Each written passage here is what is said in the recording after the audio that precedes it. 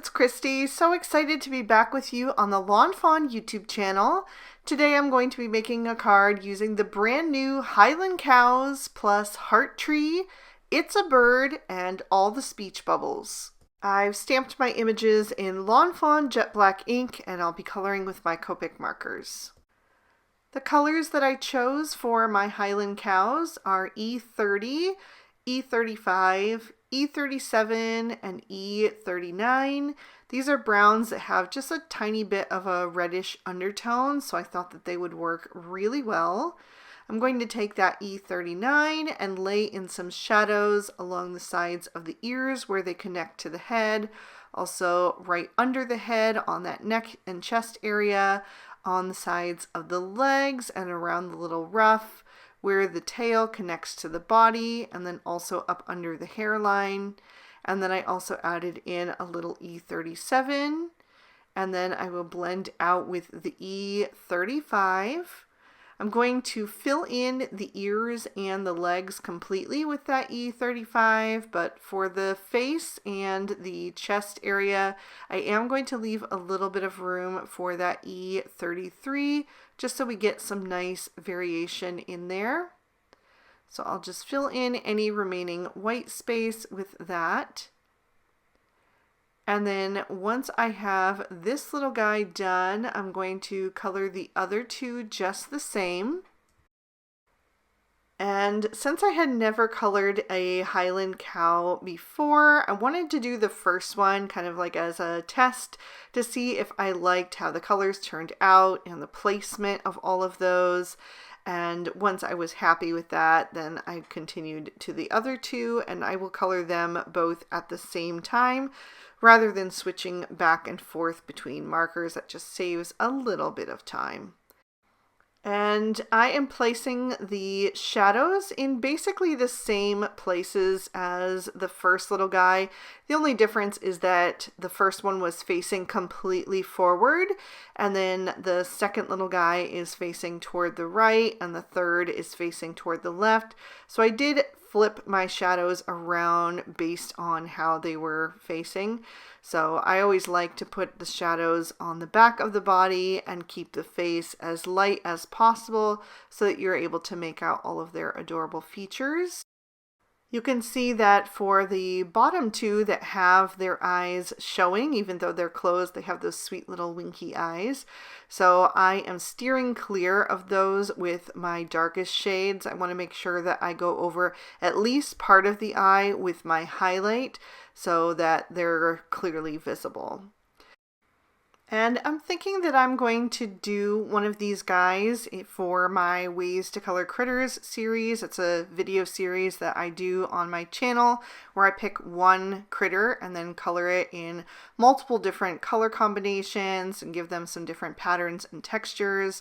So I think I'm going to do Highland cows next. I think that they will be really fun to try and see what different combos I can use for them. So if you're looking for more ways to color in your Highland cows, definitely stay tuned for that.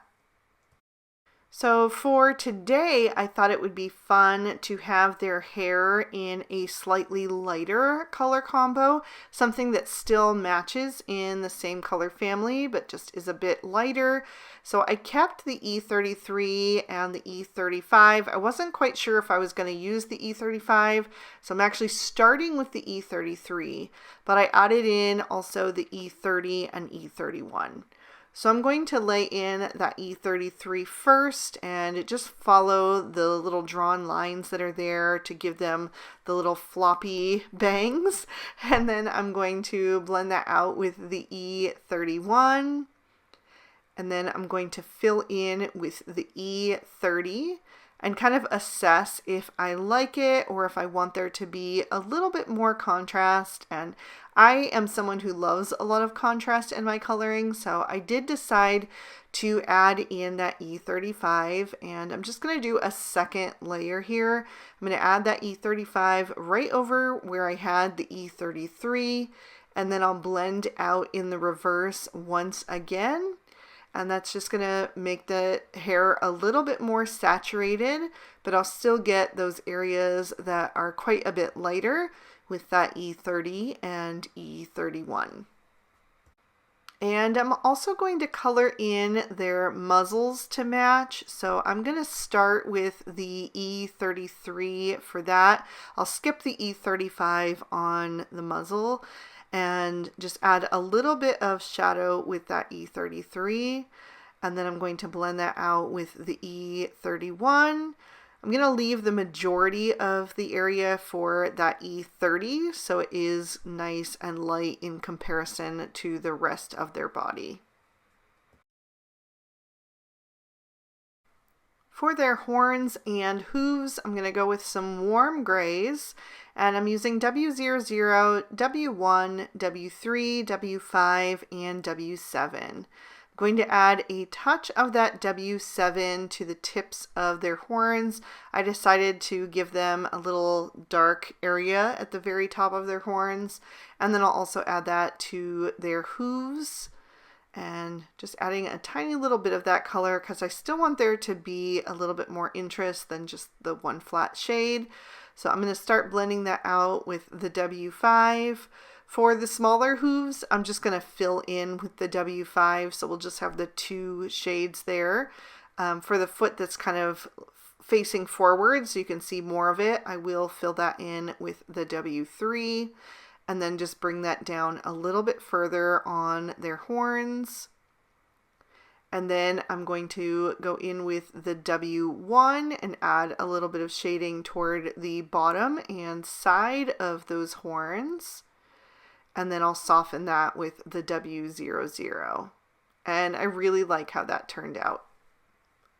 I'm also going to use the W1 and W00 to add a little bit of shading to my speech bubble. And I stamped the happy birthday to Moo sentiment in there. I thought that was really sweet. And then I'm going to switch to some blue shades. I'm using B00, B02, and B04 for my three birds. And I'm using the B04 first, laying in some shadow on the back of their heads, the tips of their wings, and the base of their tail. And then I'll blend out with the B02, just working my way toward the belly area. And then I'll use the B00 to take that down a little bit further.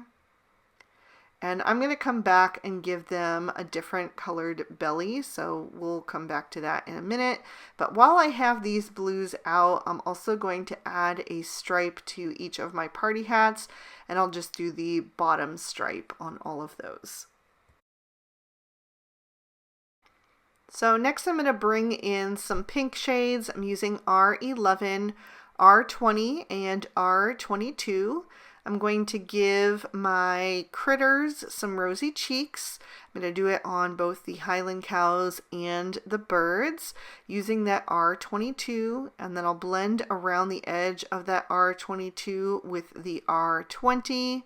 Sometimes I also use the R11, but the cows and the part of the birds that have the cheek on them are dark enough that I feel like just the two shades is enough.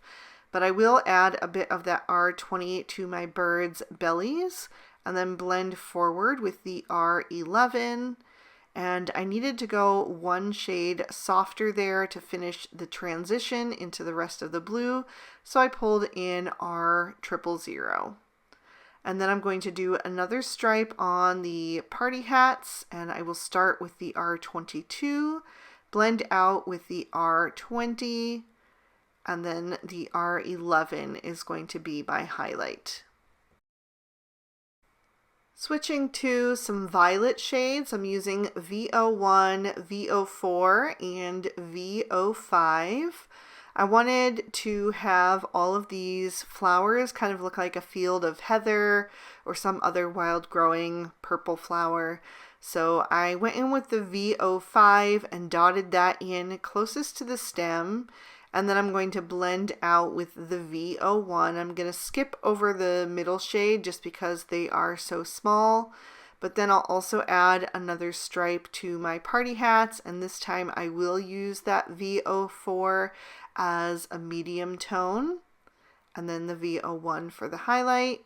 And then I decided I wanted the flowers to be a little bit darker, so I went back in with that V05 and dotted that in. Then I'm switching to some kind of minty greens. I'm using G quadruple 0, G00, and G02, and I'll finish up the last stripe on the party hat. And I skipped the G quadruple 0 for that because it was such a small little area, but I will use it on my leaves.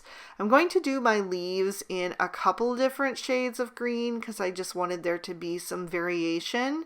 So this is going to be one of them, and I'm just picking and choosing some of the leaves to do and laying in that G02 for the shadow, placing that closest to the base of the leaf where it connects to the tree by the branch, and then I'm going to blend that out with the G02, just kind of blending over the edge of that previous shade to kind of pull that darker color into the mid-tone, and then I'll bring in the G quadruple 0 and fill in the rest of each of those leaves.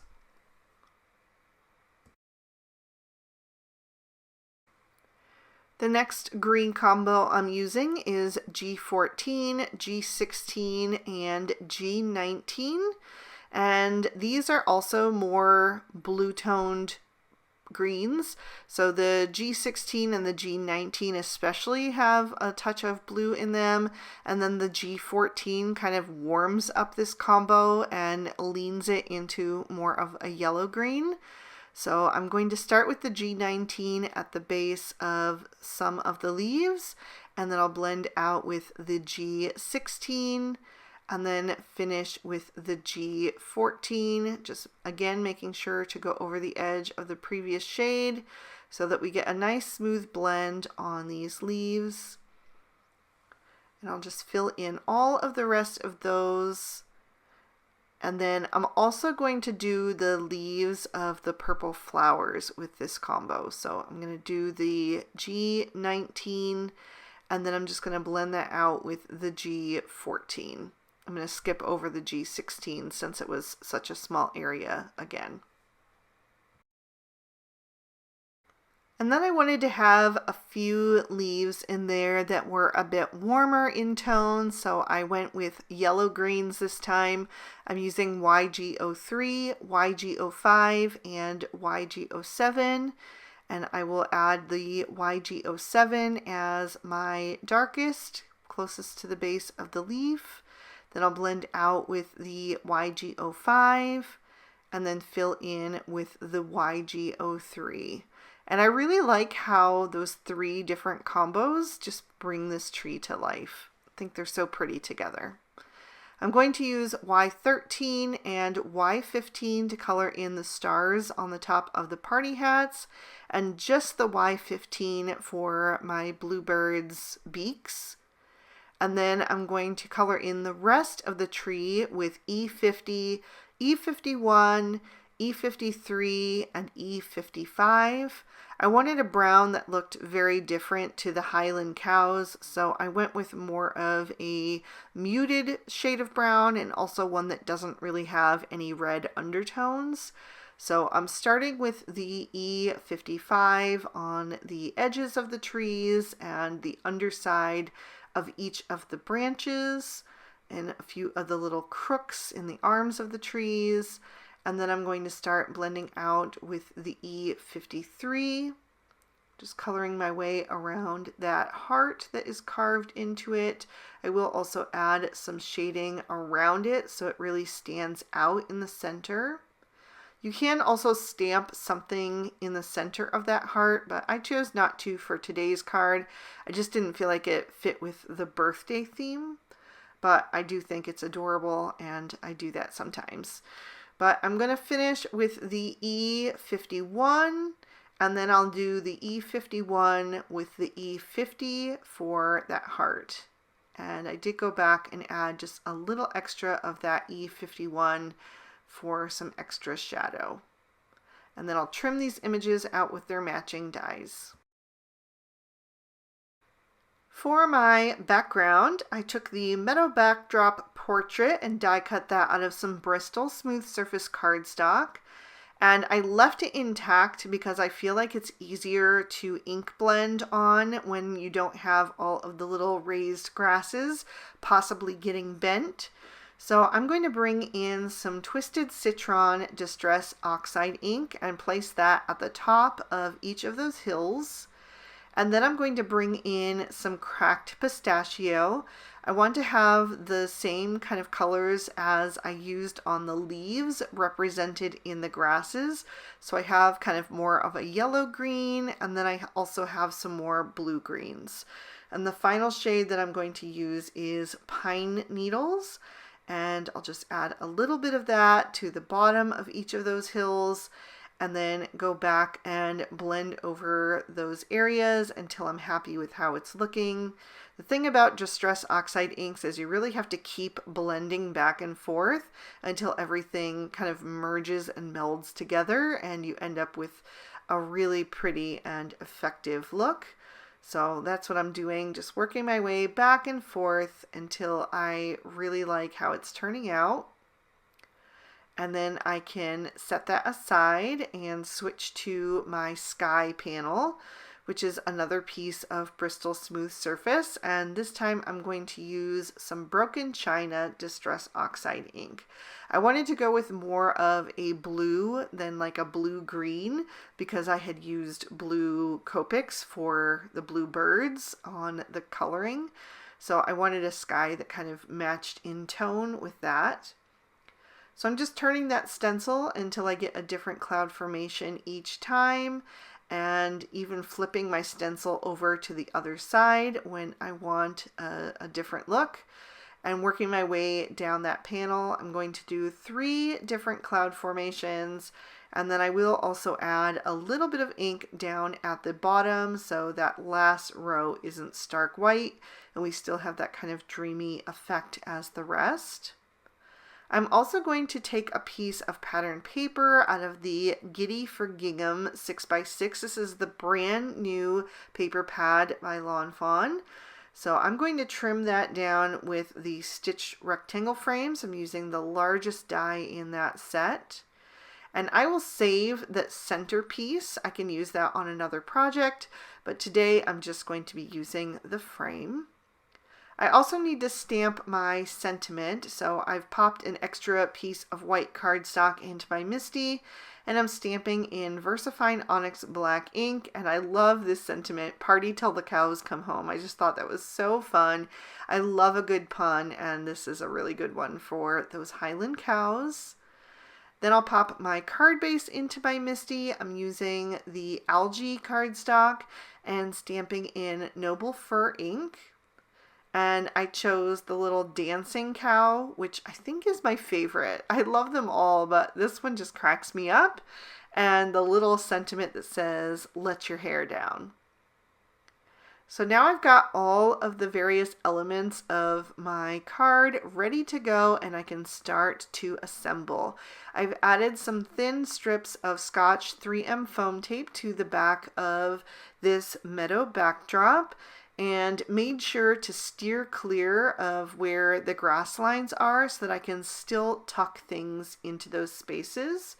And I'm going to line that up with my cloud background and just press those two together. And then I'm going to go ahead and glue this onto my card base using the jumbo glue tube. So I'm just going to line that up, make sure that I have it the right way around, and then squeeze those corners together until I know that it's on there nice and straight, and then I can bring in my images. I typically like to start with my largest image first, and that is definitely going to be the tree. So I pop that up with foam tape, except for the part of the tree that is going to be on top of that meadow backdrop. So I added some liquid glue for that. I popped one of my Highland cows behind the grass on the top of the hill, and I'm going to give him a party hat right in the center of his head, and then the sentiment, "Happy Birthday to Moo." The next little side sitting cow, I'm going to tuck behind those grasses. And I find it easiest to do that by kind of opening up the card and just tilting it forward from the inside. It raises those grasses up enough that it makes it super easy to slide images inside. So I'll do that for both of my other cows going in the bottom row of that grass. And I'm just making sure that those little kind of plants that stick up, the little leaves, don't cover up their faces. I'm going to give each of these guys a party hat as well. I did pop up the one on the left since that was above the grass line, and then I'll just glue the other one on flat.